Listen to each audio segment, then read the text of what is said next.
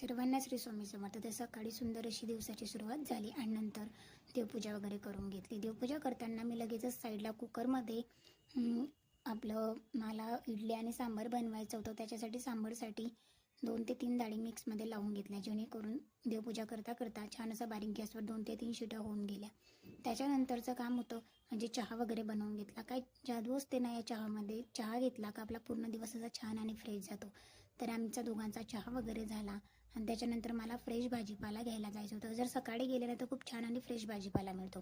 तर आमच्या अपार्टमेंटच्याच खाली छान असा फ्रेश भाजीपाला आलेला होता, सो मी तो घ्यायला गेली आणि कोथिंबीरसुद्धा छान फ्रेश मिळाला. नंतर कढीपत्तासुद्धा छान मिळाला आणि टोमॅटो तर इतके छान होते का बस. तो सर्व काही भाजीपाला आणला, व्यवस्थित कोथिंबीर वगैरे असा निवडून घेतला आणि तो साईडला ठेवून दिला. अद्रक वगैरे सुद्धा आणलं.